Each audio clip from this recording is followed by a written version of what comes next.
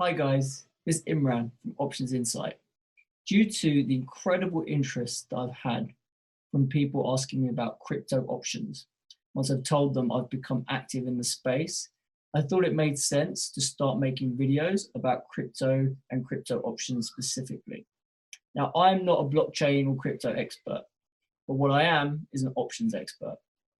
And since June, I've been trading Bitcoin and Ethereum options with my own cash, and I've managed to 5x it.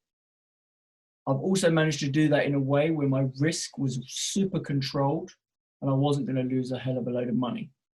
So the idea of these videos in this new series, which I'm going to call Crypto Insight, is to talk you guys through some of the strategies and ways that I'm trading crypto options and taking advantage of my knowledge of trading volatility, term structure, skew, and being able to manipulate those positions to give myself some edge and give myself some advantage in the way that I express my views to participate in these crazy wild swings that crypto markets can have.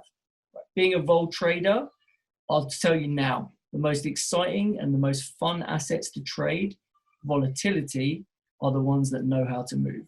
And right now, there's no other asset class that knows how to move like crypto. So with that, I hope you enjoy this video. Please subscribe to the channel if you like this content, and feel free to sign up for a free trial to Macro Insight, where you'll get this type of content. You'll also get other asset classes and you'll get live Q&A. So it's that time again, time to talk crypto. So here's the Bitcoin chart.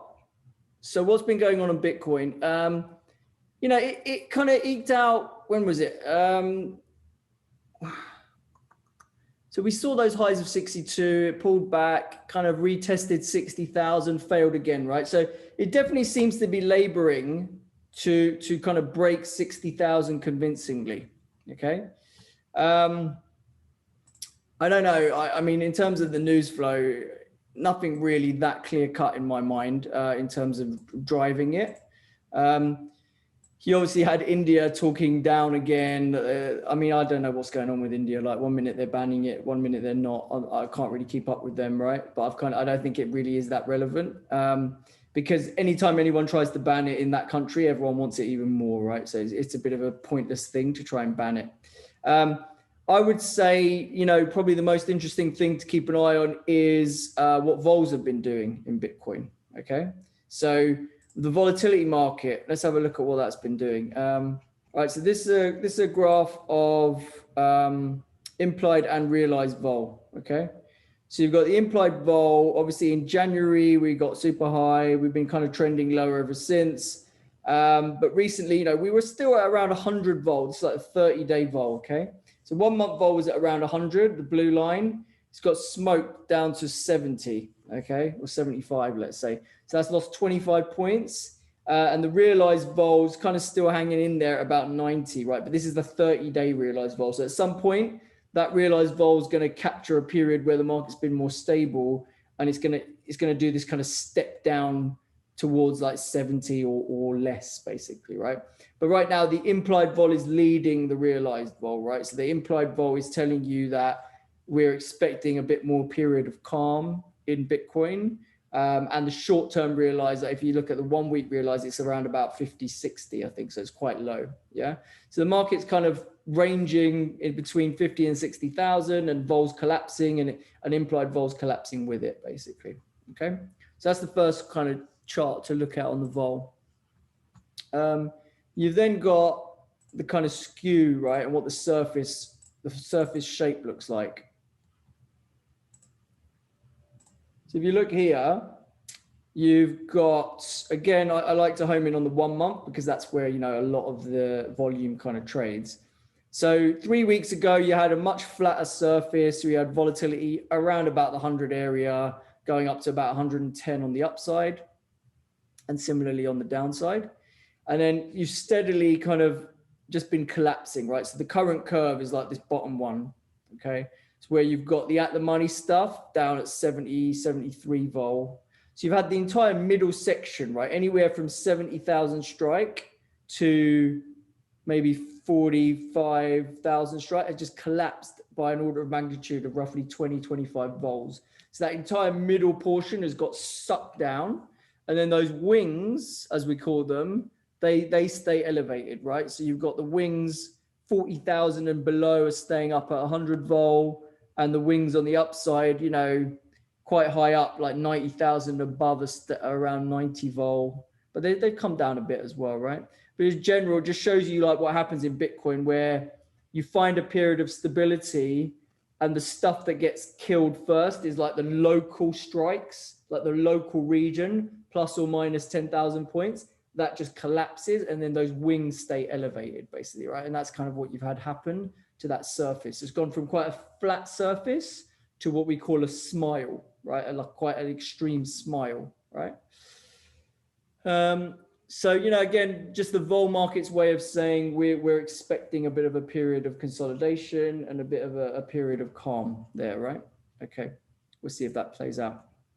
The other thing to kind of think about is the biggest expiry, right? So we've got March expiry coming up. So you can see, you know, open interest wise, March, which expires this Friday, there's the open interest chart. So that is got the biggest open interest, both calls and puts. It's got around 50,000 contracts, you know, which is more than double any other expiry, right? So the next big expiry is like April 30th and then 25th of June. So this is a big old expiry for Bitcoin options. And in terms of, you know, do we have any color on where that might go into expiry? Not something I necessarily think is that predictive. But a chart that people do look at just to have an idea is this thing where we look at the open interest by strike for that expiry, okay? So you've got the calls and puts, you've got the reds and the grays representing calls and puts across all the different strikes for March.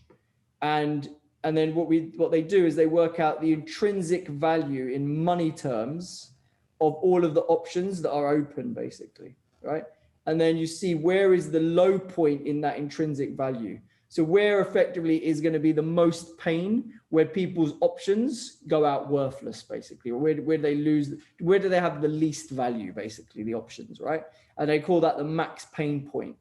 So the max pain point for March Bitcoin seems to be currently 44,000, okay? So that's saying that if we drift lower into the end of this week, towards 44,000, that's where the most people in the options market are going to be unhappy, right? That's the argument, okay? So we'll see if it plays out that way. Personally, I think that's a bit of a stretch to get as far as 44. I'll bring up the chart again on Bitcoin and we can look at actual specific levels. So here's sort of my Bitcoin chart. I've marked out my retracement levels that I'm thinking are important. 52.5, first one. 50,000, 47,000, and finally around 42,000, right? So I think we do well to kind of get towards this area. If we can get towards 47 even, we've done pretty well by the end of this week, right? That's a reasonably sizable move, right? That's another 8,000 drop, which would be what, 15% drop from here. Pretty decent move, I'd say, right? Now, I'm not predicting that. I'd like to see that, because I've kind of topped up some of my puts on that I've got on Bitcoin yesterday morning, actually, luckily enough. So I topped up a few of those. I used the dip that we got yesterday to cover my calls. So I was short some 88,000 calls to end of April. They had made 75% of their cash, so I happily bought them back to give myself bullets to resell if we bounce. But I've got puts. I've got some 52,000 puts and I've got some 44,000 puts. So for me, I want to see us get a bit of a drawdown so I can think about monetizing those puts or rolling those puts or doing something with those puts. But for now, I'm feeling relatively well hedged in my tactical Bitcoin exposure. Yeah, because I do think the momentum was kind of waning quite a lot, right? Despite market hanging around near the high 50,000s, it definitely did feel like it was running out of legs in the short term. Yeah. Okay. So that's kind of Bitcoin. And then, you know, Ethereum has been pretty weak actually as well. I mean, nothing crazy, but if we look at, I mean, generally I prefer to just look at the spread chart because that gives me more information. So the spread chart on Ethereum just kind of gravitating towards this support level, right? So around, where are we? 0.03. So it hasn't really broke either way. It's holding the line, you know, that line kind of holding there. I suspect in a downdraft on Bitcoin, it will probably break to the downside. It does often tend to have a bit of a higher beta in these liquidation type moves to the downside. So I wouldn't be overly surprised to see Ethereum break on the downside and then, you know, get to some next support level and then violently snap back when Bitcoin does decide to bounce, right? But for now, I don't see a good reason to be getting any tactical longs in Ethereum around here, basically. Yeah, I'm a bit more cautious in Bitcoin in general, and yeah, I annoyingly I haven't rolled any of my Ethereum yet into some of those other coins that I was talking about.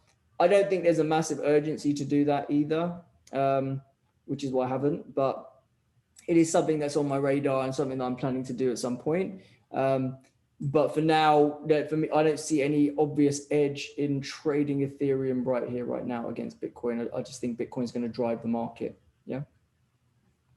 In terms of vols, Ethereum vol's kind of been tracking similarly to Bitcoin, right? So if we have a look at the Ethereum charts, look at the monies, same sort of story, right? 1 month.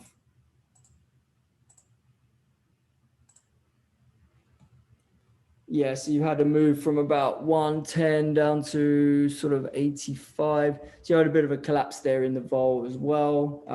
So nothing really new. In terms of the spread between Ethereum vol and Bitcoin vol, if we have a look at that.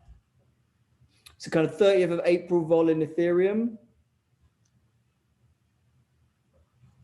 is what? 84? Yeah, something like 84, 85. Whereas if we look at the same expiry in Bitcoin, it's kind of 73. Okay. So that spreads around 12 vols. Nothing major to do there, right? If that spread was closer to zero, then you might think that that's kind of cheap. Generally, zero in the spread between Ethereum and Bitcoin vol is quite a cheap level for Ethereum. Ethereum usually trades at premium. But 10's kind of no man's land, right? If it's trading 25, 30 over, then it's a bit expensive. If it's trading flat, it's cheap. Here it's trading mid-range, so I'd say not a lot to do there, basically, right? So Ethereum seems pretty well priced, both in terms of spot and in terms of vol relative to Bitcoin. And Bitcoin, for me, tactically slightly bearish in the short term. But obviously would be looking to unwind puts and buy dips in the high 40s if we can get there, basically. Over. I don't think we're going to manage it this week, but again, maybe, you know, if we do get this kind of risk asset correction that I favor into the end of March, maybe next week, you know, might have a chance of getting as low as those sort of levels, and that might be a nice place to start picking stuff up again. Basically, I think there's quite a lot of people who've missed the Bitcoin rally who'll probably be quite happy to be buying it around sort of in the 40s again, basically. So we'll see.